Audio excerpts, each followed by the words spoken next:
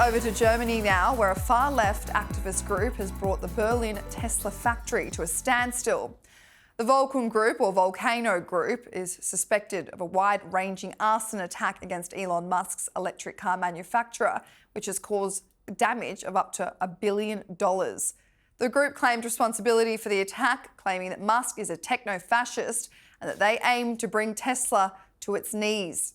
Police in Berlin say that the group has been around since 2011, mainly targeting electrical infrastructure and commercial vehicles. Musk took to his X platform to say these are either the dumbest eco-terrorists on earth or they're puppets of those who don't have good environmental goals. Now, guys, what did you think about this? I mean, this is kind of ironic to be targeting an electric car company. Aren't they meant to be the ones kind of pushing us into the future? Well, it's so silly, isn't it? Oh. Yeah. Wait. International Women's Week. Woo. No, I think what's interesting about this is that, of course, electric vehicles are much more environmentally friendly. I mean, in the UK, for example, the government is looking at banning disposable vapes based on the amount of lithium that's produced during its production. What produces a lot of lithium? Electric cars. So there are these, sort of environmental arguments there. But I think what Musk said is really interesting. Maybe it is these dark money oil companies that are actually funding these crazy eco-lunatics to try and actually show, hold on a minute, this stuff is so ridiculous, let's just allow it all together. And actually, electric vehicles are, of course, competing with diesel vehicles and with petrol vehicles. So there is a potential, I mean, it's a conspiracy theory, but one that I don't think is completely unfounded, and that's effectively what Musk was saying in his Twitter. Yeah, what did you think, Ryan, before we jumping in, or the girls jumping in? What do you have to say? Well, I just think it's ridiculous. It is ridiculous because Tesla are doing great things for the environment over in the US. I mean, the models Tesla S and X, they've curtailed about 340 million pounds of greenhouse emissions just in the US alone. So they're doing great things in terms of helping the environment. So if these warriors are trying to actually save the world, I think they're going about it in the wrong way by targeting Musk's factory. So I just think, I don't know what they're thinking. It's the same with Just Stop Oil.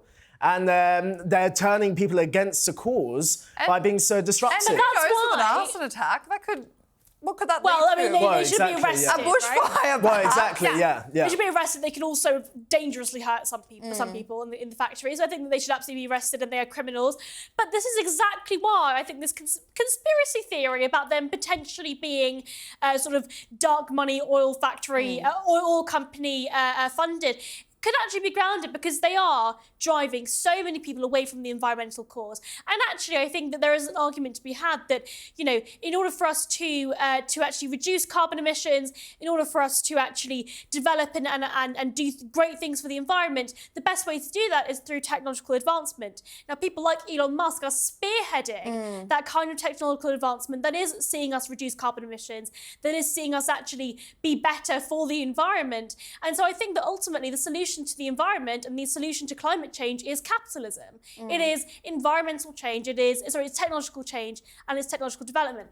These people are an antithesis to the environment, and I think that they need to be arrested, first of all, for arson, but secondly, for actually doing entirely the wrong thing for their own cause. Well, the protesters just need to rethink the way they go about protesting. Well, yeah, that's what I'll ask you. How far is too far? Well, I think this is obviously way too far, potentially killing.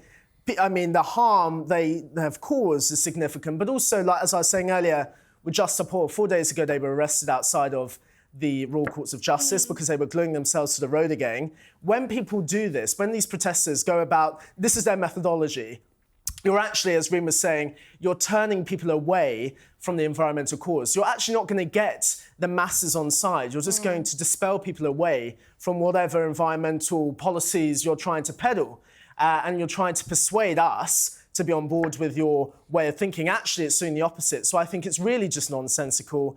Them committing arson is just absolutely insane. I'm just lost for words. I mean, I can't even speak. I'm turning into Joe Biden here because I'm just flummoxed by their way of their modus operandi. I just don't get it. I love the whole, Just Stop Oil gluing themselves to the road again. It's sort of like, it's so common. It's a weekly occurrence. It's something on. But, I want to jump onto the other side. I'm going to be devil's advocate here.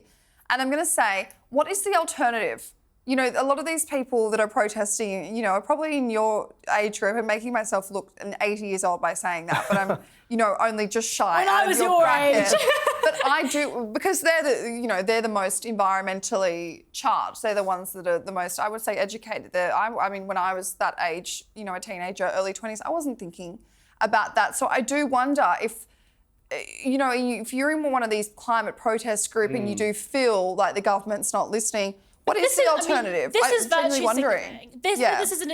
I don't believe. I think many of them probably do believe that the world is going to end, and that if they don't change things within the next 6 months, that we're all going to be dead in 10 years. But I do think that a lot of this is virtue signaling, in the same way that many of these culture war issues, this kind of social justice warrior issue, turns out to be the way it is online. Is that many of these people want to signal to everybody else that they are good, that they are doing the right thing, that they are moral, just as though during the Black Lives Matter protests back in 2020, both in the US and in the UK, people were posting black screens on their Instagram saying, look guys, I am an anti-racist, as if you have to preemptively tell people that you are anti-racist. Exactly the same issue here. These young people, I think, are very, very misguided. Now, the solution to the environment, the solution to climate change is capitalism.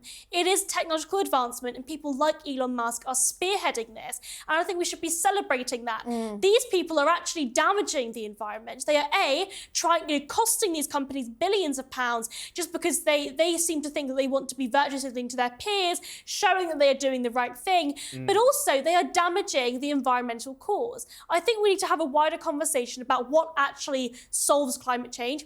What is, you know, the actual issues in the last 20, 30 years, what has actually resulted in a reduction in carbon emissions, and that has been technological advancements. These people, these eco-warriors, these social justice, virtue-signaling leftist do-gooders seem to think that they want to be virtue-signaling to the rest of the people, and actually they are damaging. They're doing more damage, doing more harm to the environmental cause than good. I agree. I think it's really hollow, and I think a lot of it is posturing.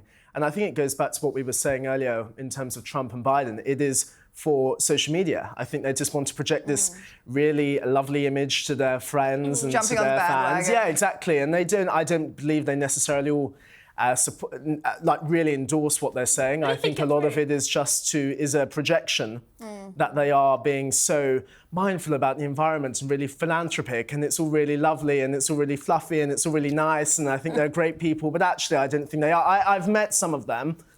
One of my friends, actually, I'm 23, he's 22, he's one of these eco-warriors, and he couldn't care less really about the environment on a private level. When we're out in Soho House and we're having a picante on the rooftop, you know, he's telling me all kinds of things, but actually on social media, you'll see a completely different version. And I think I can't say that every single person is like that, but I think social media and the way these people like to present themselves is definitely a way. I think a lot of it is hyperbole and a lot of it is them just wanting to look really good, but actually they're not.